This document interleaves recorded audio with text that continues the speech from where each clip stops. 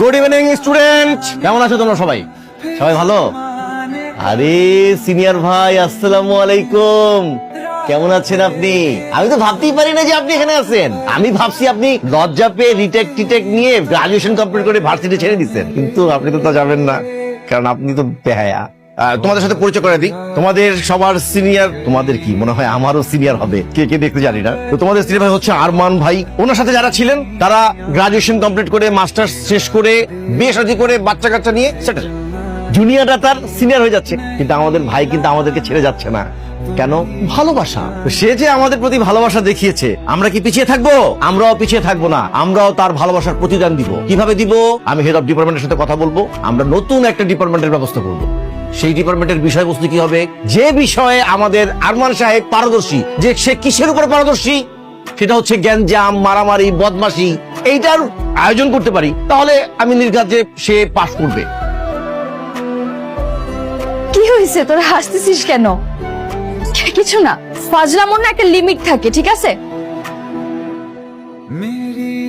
তুমি ব্যাপারটা নিয়ে বেশি চিন্তা করো না মা। আসলে আমি বুঝতে পারতেছি তোমার উপর দিয়ে কি যাচ্ছে। We are really very sorry for that.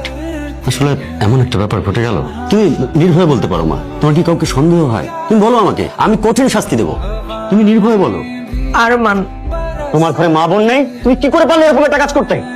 Sir, আপনি কোনো প্রুফ ছাড়া আমাকে চার্জ করতে পারেন না। রাখো তোমার প্রুফ। একটা মেয়ে আননেসেসারি তোমার সঙ্গে মিথ্যা কথা বলবে? স্যার, বলতে পারে মিথ্যা।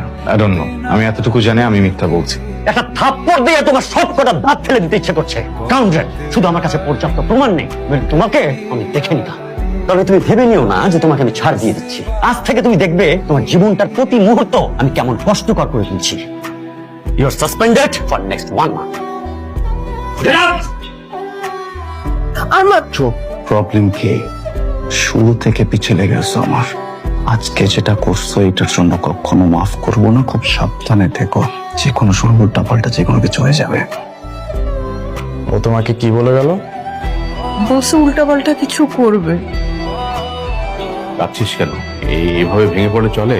এখন সময় এসেছে ওকে একটা উচিত শিক্ষা দেওয়ার। আমার প্রবলেম সেটা না যে ওকে কি করতে হবে কি করতে হবে না। আমার অবাক লাগে একটা ছেলে এত নোংরা কিভাবে হইতে পারে, তারপর ওনাকে একটা স্টুডেন্ট। আমি কালই তোর ইউনিভার্সিটিতে যাব, ওকে কোর্সে একটা চড় মারবো। তোমার যেতে হবে না, প্রিন্সিপাল বলছে, প্রিন্সিপাল দেখবে। রাখ তো প্রিন্সিপাল। আমি দেওয়ানে বলেছিলাম যে আমি ইউনিভার্সিটিতে যে ওই ছেলের সাথে কথা বলি, তুই আমাকে যে দিসনি। ও জানে কোন মেয়ের সাথে বিয়াদবি করছে। আমি এসব কারণে বাসা ছাড়ছি। বাবা ভাইয়া সবাই মারামারি কাটাকাটি। যদি বলো তাহলে আমি এখনই বাসা থেকে চলে যাব। আমি এসব টাইম চাই না। জানিস মা, এমন এক ঘটনার জন্য আমি বাড়ি থেকে বেরিয়ে আসছিলাম, তোর বাবার সাথে আলাদা হয়ে আমি দূরে চলে আসি। আমার স্ত্রী মারা যায়, আমার কোনো সন্তান নেই। তুই তো আমার সন্তান, তুই আমার ভাইয়ের সন্তান না। কোনো বাবা কি মেনে নিতে পারে তার সন্তান সম্পর্কে এমন ঘটনা? তুই বল। আমি সরি চাচু, আমরা আর আরমানের বিষয় নিয়ে আর কোনো কথাবার্তা না বলি। ও ভুল করছে, ও একটা শাস্তি পাবে। ঠিক আছে মা।